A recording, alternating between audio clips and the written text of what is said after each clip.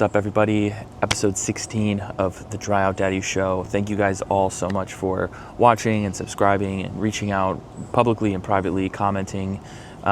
Seriously, it means a lot. And our last video got over 1,000 views. So we are super excited about that. And that is very encouraging. And we have so much more in the pipeline for you all. Today, we sit down with a licensed mold assessor here in the state of Florida. I was able to get an hour of his time and just kind of sit down and just talk about the process of mold testing and a little bit of remediation, but mostly we focus on mold testing. Is it important? Why should you have it? Should you even get it at all? What to do if you don't have the money for it? We touch on a lot of different things in here, and this video is mainly for somebody who is maybe dealing with mold for the first time, coming across it, or just looking for resources, or just looking to better understand mold remediation as a whole and what the initial process entails. If you guys have any questions, always reach out, comment, email, let us know what your concerns or questions or situation is, and we'd be happy to try to get it answered and maybe make some content out of it.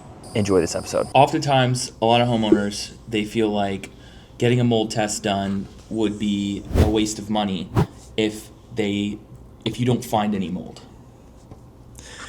Yeah, I mean, I can see how somebody might have reservations about my costs, but I'm not I think people think I'm like a home inspector where I'm profiting 100% off that. Right. Because I mean, for a home inspector, they don't have any actual. I don't know how many fees they have other than their software and their insurance. I actually have lab fees, so I'm sending the stuff that I take in testing, and I'm sending that out to an actual lab, and they're analyzing it and telling me what's on it. So that's not absorbently expensive, but it's not cheap either. Right. Considering what they're doing, it's just I try to provide a solution. So if you think you're having a problem, I'm going to do my best to provide as much information to you as possible to get to that solution. It's basically the gist of what I'm trying to do. And the homeowner can do with my information what they want, but there's no reason you should be living or working in that. So I try to guide you to what you should do. So now home inspectors don't do mold tests. Sometimes they do. Sometimes they do, if they're licensed for it. Yeah. Right. Well, sometimes they do it if they're not to. But Okay. but a lot of home inspectors I think are starting to get that license or get the assessor's license because it's an upcharge or something. It's another service they can provide.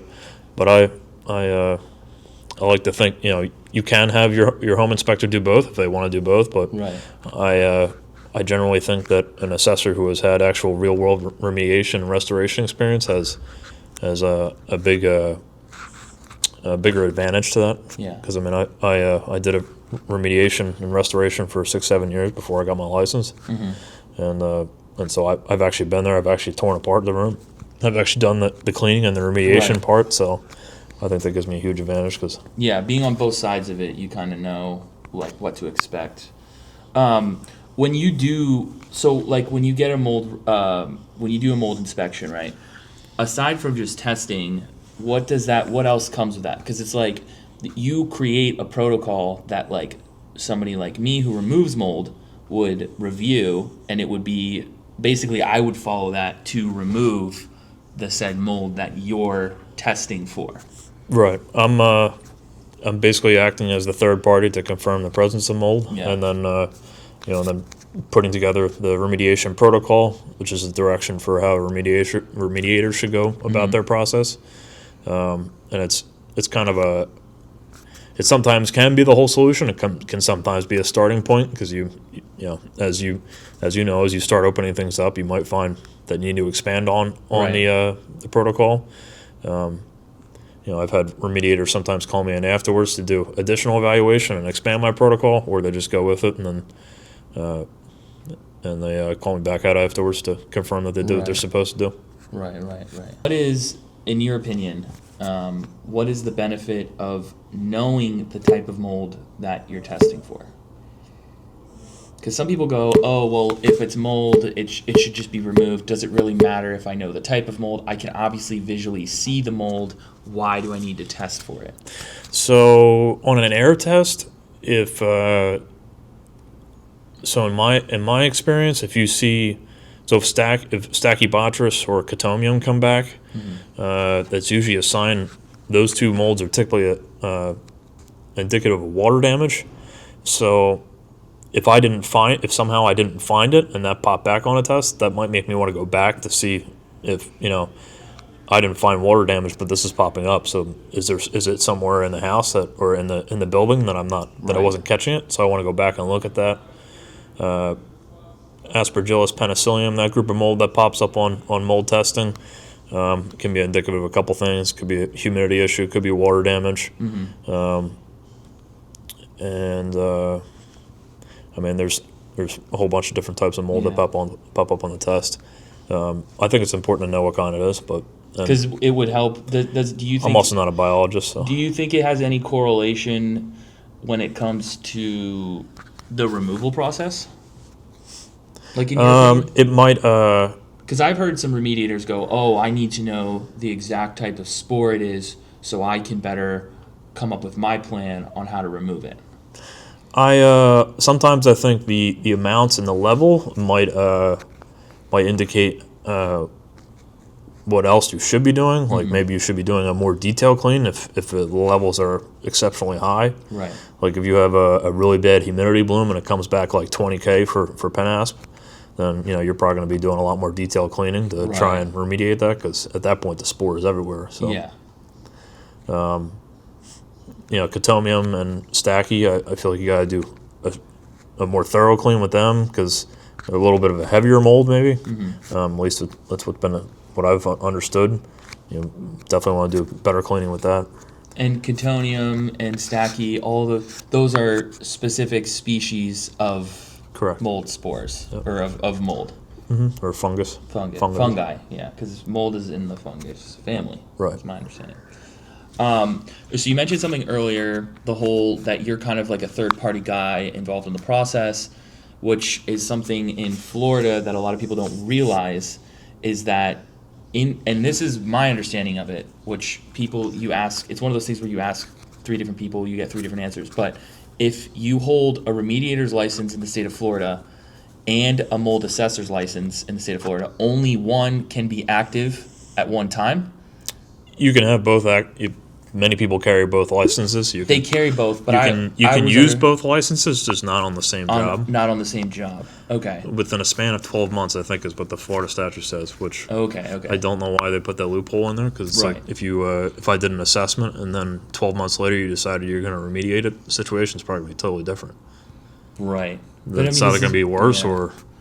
I mean, but if you find mold, you shouldn't wait 12 months to. No, that's what I think. But homeowners need to know that, because I think there is people who they come in, they do because people call us all the time can you come do an inspection? And I'm kind of like, look, call anybody to do this inspection. Because I don't have a testing license, and I don't want to go test for mold. You know what I mean? I want to just go remove it. Like I want to show up when we know. I don't want to do the remediation, so that's why I refer them to you. So. But homeowners need to understand that like the remediator should not be showing up to your house, doing the testing, and then coming back the next day to do the removal. Like that's a huge conflict of interest. Right. So because. The laws are kind of in place to not only protect you as the remediator, but also the consumer. Right. So I mean, it's not just you saying that there's there's a mold problem. There's a third party confirming the presence of it. Right. And then setting the guideline. It's also a third party saying what you need to do. Right. As opposed to you just coming in and saying, I got to gut your house because it's terrible. Right. Now there's another party that's saying, yeah, either you got to gut the house or no, you don't have. You can just do 2 feet or something.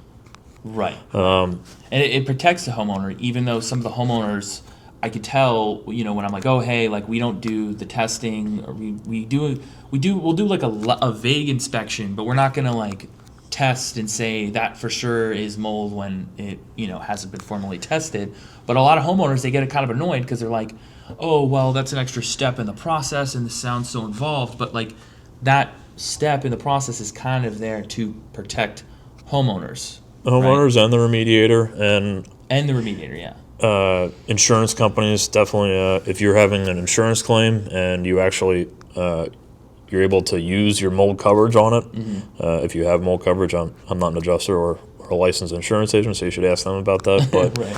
so an insurance company is 99% of the time going to want an assessor involved because they want the third party to say what needs to happen. Right. They don't want to just trust the remediator, and they will cover my costs. My costs are claimable.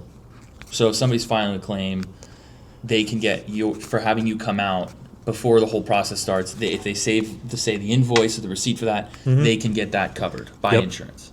That's good to know. And I mean, some people I'm sure think I'm expensive, but I'm pretty sure that's why I try to be very fair with my pricing. And I think a lot of people, there are assessors out there who I know who charge double what I do. I think because they know that it's going to go to an insurance company. Right. Oh, interesting. But I don't find a market for that, so I can't. Yeah. So how well do these protocols and these tests that you do hold up in court? Like, can you submit this in a lawsuit? Do you do stuff on behalf of lawsuits and stuff?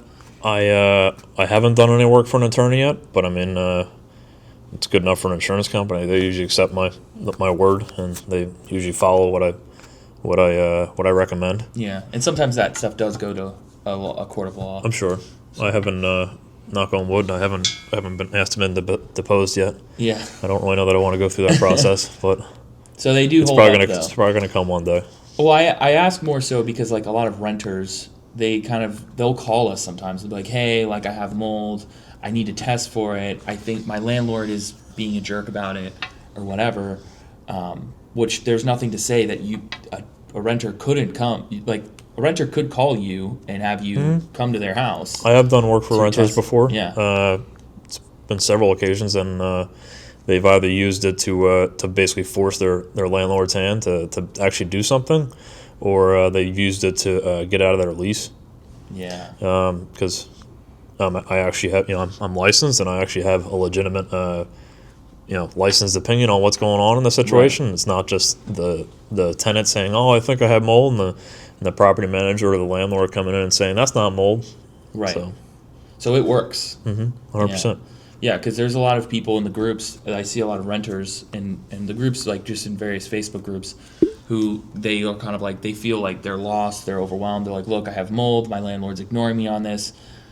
But if you call, and I always comment, I'm like, hey, get a licensed assessor there to test it, because then you have a report, you have lab results from somebody licensed who can say, hey, there is mold here, and it's not safe for you to be there, essentially. And my document's pretty legit. I mean, it'll have the main part about what I provide is the documentation portion of it, and that's huge because then it's in writing. You can't say to confirm or deny it. It's there. What is some of your do you have any advice for homeowners who maybe can't afford to do a formal mold test? Because that's a very common problem that I see, and whether or not they can afford it it varies, right? Some people just have bad spending habits and they're complaining they can't afford it. But what is some advice you would give to somebody if you say you showed up at a house and you really felt for them and you're like, wow, like this sucks and the damage is pretty bad? What is some advice you would give to somebody like that who's like, I truly am in a position where I want to get this solved as in the best way possible, but I don't have money?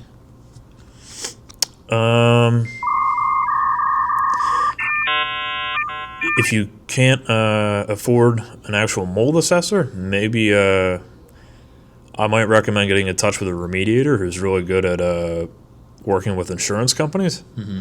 Because then if they can determine or help you to determine that you have a claim, then maybe you can push it through that, or because then my cost is claimable. You're paying for it, but at least you're going to get reimbursed for it through your insurance, minus your deductible. Right. It's one way to do it, or either that or I think there's a good. I think there is a proper place and time for a public adjuster, so maybe get one involved there to see if you have a potential claim for your problem. if you actually think you have a mold problem, it's caused by something. Is that cause insurable? Right. If it's an exterior leak, it's basically an act of God, then you should have coverage for that. Or if it's a incidental water leak or something that's been going on, and you're naive and didn't know what was going on for a while, so now you have mold. Right. You might have coverage there. Yeah. Possibly with the help of an adjuster, or a public adjuster. Makes sense. See if my cost is claimable. Or I think there has been situations where people have called their insurance company and they just to get a mold assessment, and I think you can do that. Mm-hmm. And they send out, I guess, whoever they want, but right. There are more I think I'm on the inexpensive end of the spectrum in terms of mold assessors, but maybe find one who is a little cheaper, just to know. Right. What's the difference between the test that you're going to do and versus the test that you could buy on Amazon? Because I see a lot of people that do that. Yeah. I've actually had somebody call me back to a job because they did that. Yeah. And it was a Petri. I think I sent. Did I send you that? I sent you a photo of that, I think. No, but I could see that happening. Yeah, they were like, "Hey," and it was, to be fair to them though, they had a specific spot. It was like it was on the bottom of a. It was where two joists meet, and it wasn't wet, but it was like tree sappy. Anyway, I went back, cleaned it up, got it squared away from them, but I was kind of like, the Petri dish, really? Like, because you my understanding of it is you swab whatever's there, and then you close it. So like already the fact that you're closing something in a sealed container, depending on the outside temp, like, you know what I mean? It's going to probably cause some growth eventually. No? Yeah, so I mean, there's mold everywhere. I feel like something will grow on it, whether you like it or not. Right. When I take my tests, there's almost always some form of mold in there. Right. If not, then there's probably a problem with the test itself, because it's naturally occurring, and especially here in Florida, you go out, my outside tests will have crazy amounts of mold in it. It's just It's naturally occurring. There's no way around it. I would say with the home tests are interesting, and somebody that has done some good marketing to tell somebody that those are a good idea, and they're a more inexpensive option than trying to actually hire a professional. But then my problem with them is the standard homeowner doesn't know how to interpret what it is. Right. It's coming back and telling them what species of mold there is, but they don't know what that is. They don't know what that means. Right. I mean, Google can tell you some stuff, but real world experience is no match for Google.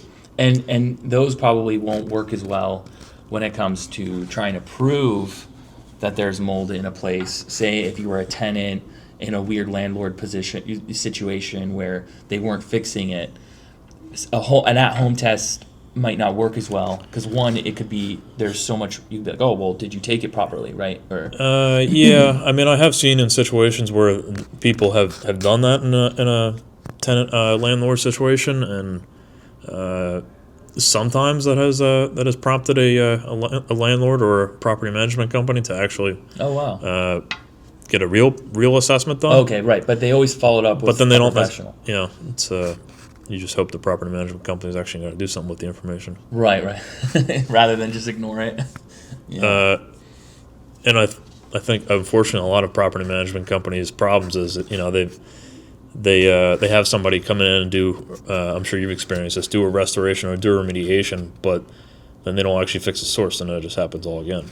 Yeah. Like, they just Band-Aid it, or like HVAC systems. Sometimes they want to send their own guys in there to attempt to Band-Aid it, but sometimes you just got to call an actual professional out and really service the machine. Yeah, the handyman special people want to do. People, when it comes to mold, they're a little uneducated about it, because the only thing that you really hear about it are the negative horror stories. Mm-hmm. And they don't realize that, like, it might seem expensive, right? Getting a mold test, despite there being something or maybe not being something that might seem expensive, but in the end, if you're filing a claim, it is claimable. and if you can identify the issue, then you're good, right? Like you can remediate successfully. Yep. And you have a good baseline on your home. And always fix well. the source. Yeah. Figure out what the source is. Fix the source. So doing a test can also kind of help identify the source. Yeah, or just my investigative work to try and be like, that's what I think it's coming from. Right. That makes sense. Yeah. Because that's the most important part. If we don't fix the source, it's only going to happen again. And then, Yeah. I mean, I don't mind because I get to come out and bill you again, but that's not what you want. Right. You want to fix it. Like the homeowner should want to fix it. Yeah. Yeah. When I was in restoration, the amount of times I went out and did a job a couple times was unfortunately too common. Yeah, there was a building somewhere in Ybor that I went to, and their whole like brick was leaking like very badly. It more so during like I think a lot of heavy rains, and they just wanted me to dry it out, and like but their drywall was kind of peeling. It was pretty like it was pretty bad, and I was kind of like, I mean, I don't feel comfortable just drying this out. Like I really only want to work with you guys if we're gonna like actually fix the building. Like, Yeah. what would be the point otherwise, you know? And it was a very big office. It would have been very expensive, but they didn't want to pay for it. I believe it. And that's what sucks. Property damage. Nobody anticipates it, you know. And I think that's why you get tire kickers and people who want to, you know, kind of go around it. The interesting part, though, somebody pays for the damage eventually at some point in time. Unfortunately, that's kind of what I've come to. Yep. The conclusion. Cool. Well, I think that's a wrap. All right, that's it. Yeah.